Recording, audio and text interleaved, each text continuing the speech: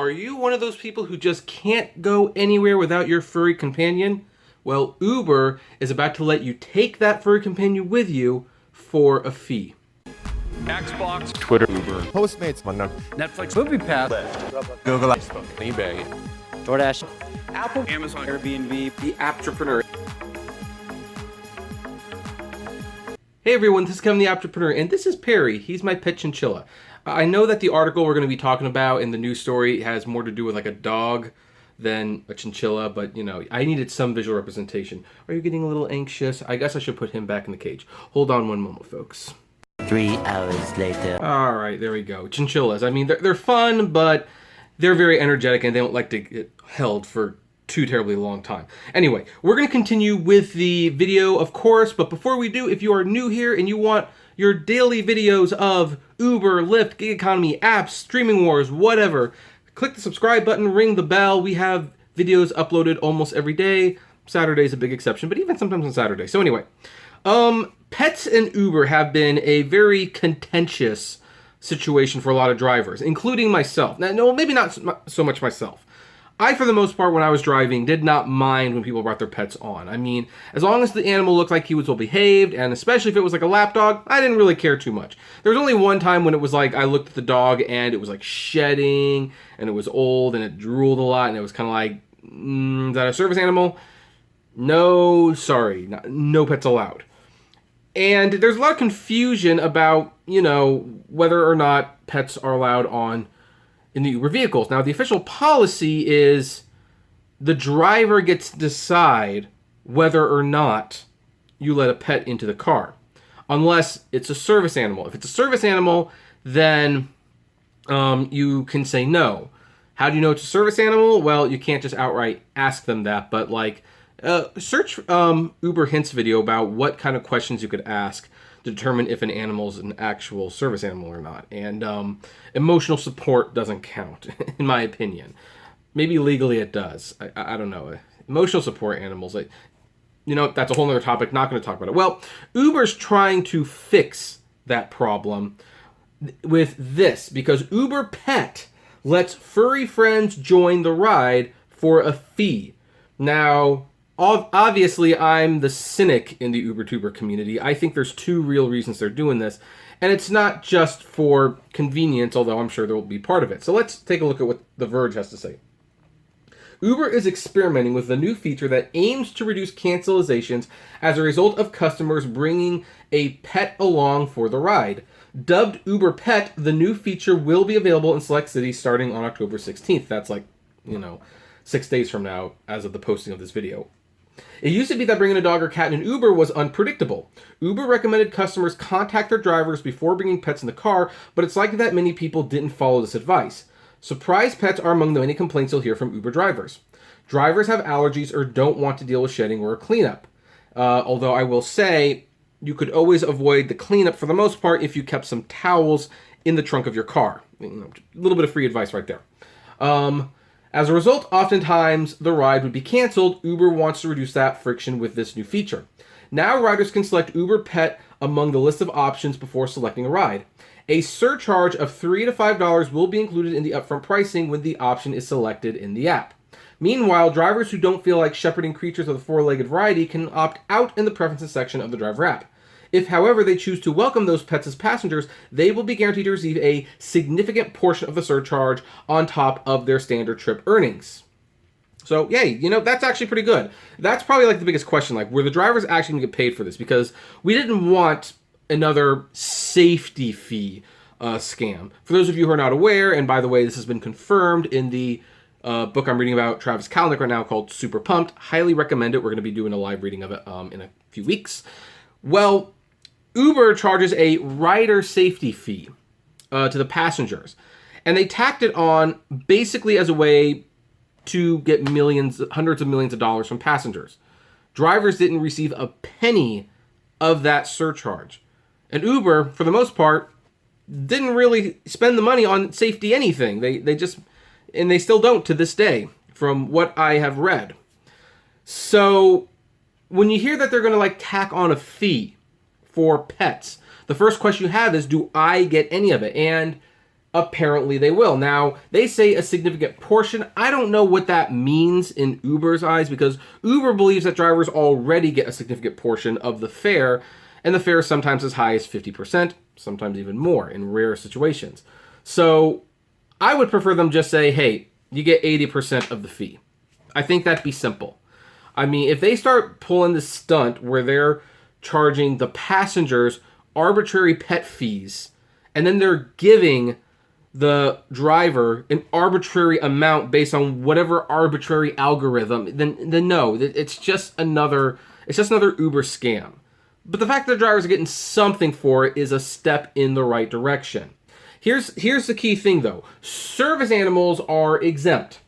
Uber's policies, which is in accordance with state and federal law, are that service animals are allowed to ride at all times at no extra cost. Now this could create a problem for the drivers, because the thing is, Uber passengers are notoriously cheap.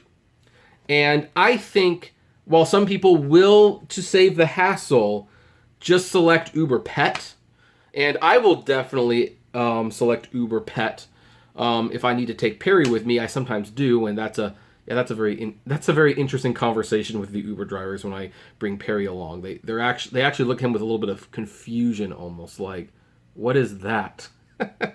It's funny. I believe, though, however, there are a lot of people who are like, oh, I want to take my pet on the card with me. Oh, I got to pay an extra $5.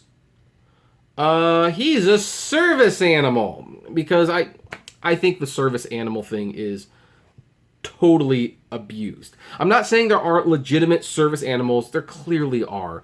But, I mean, look, I promise, I told myself I wouldn't get into it, but I'm going to anyway. An emotional support animal is not a service animal. It's not trained to provide any service. It's not trained to behave. It's not trained to act accordingly. It's just there because you can't go anywhere without an emotional support animal, kind of like how some people need a security blanket or a teddy bear.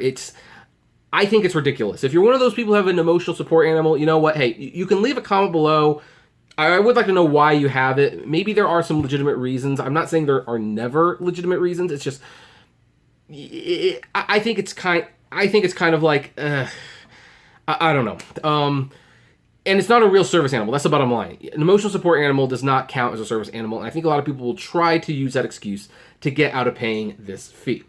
So UberPETS will be available to all customers on October 16th in the following cities: Austin, Denver, Nashville, Minneapolis, St. Paul, Philadelphia, Phoenix, and Tampa Bay. So nowhere in California, I've noticed. Now, some people might be wondering what inspired Uber to do this. Was it just the amount of complaints they had? No, I don't think it is.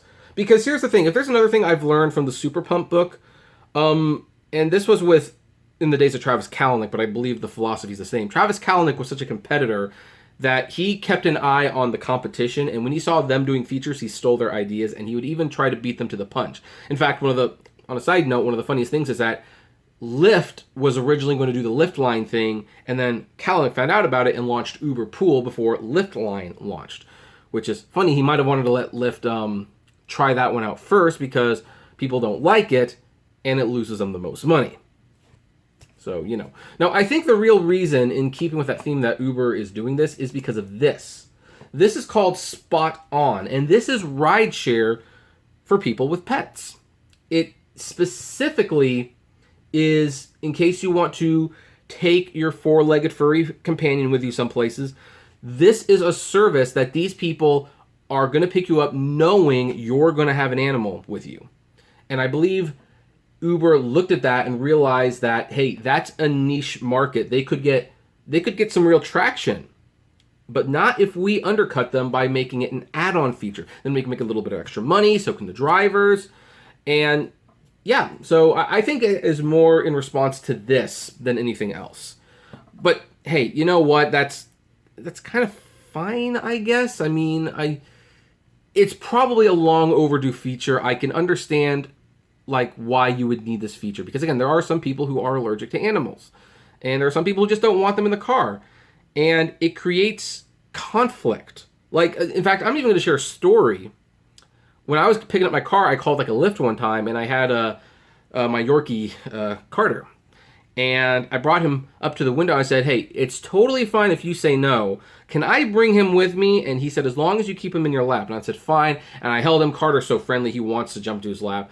About 5 minutes into the trip, the guy sneezed, and he said he mentioned, like, you know, he's allergic to animals. I'm like, well, why'd you say I could take him then? He's like, well, I didn't want you to give me a bad rating. It's like, I would not have given you a bad rating. That would have been a perfectly valid reason. He doesn't have to come. He just wants to come.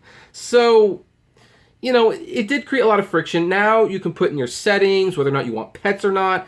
And if you don't want pets, you will never get those rides. If you want pets, hey, you make a little bit extra money, and Uber gets to take people away from this. Although I will say, I kind of like the idea of this. I might actually drive a little for Spot On, because this seems fun. Because I love animals. I love animals so much, I will gladly do a little bit of this just to meet some four-legged friends of other people. So, you know, now granted, one of the downsides to this is that some of those might be going to a vet, and that could always be sad. But, you know, anyway, so yeah, this is what Uber's doing. I'm glad that drivers will be getting the fee, or at least most of it, and, you know, I think this is going to be a good thing for everyone. I think overall this is a positive. So, good job, Uber. I like this one. But anyway, what do all of you folks think? Do you like this feature? Do you not like this feature? I would like to know. Comment below, like, favorite, share. If you enjoy my videos, consider becoming a Patreon member. It's totally optional, of course, but even as little as $1 a month goes a long way to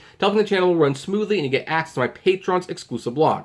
Also, if gas prices are getting you just a little down, check out the GetUpside app below. It's totally free, but you get cash back on every gas purchase. With the gas prices the way they are now, that's a big help in the long run. If you want more content from me, check out my other YouTube channels, Kevin T. Rodriguez, the Apptrepreneur Vlogs, and Autograph Hound. And finally, if you want to talk to me or other fellow rideshare drivers out there, check us out at the Apptrepreneur Hangouts on Facebook. And as always, flame responsibly. Have a good one. Alright, I helped you with your video. Where's my reward? Where's my reward? There it is. There it is. Yummy.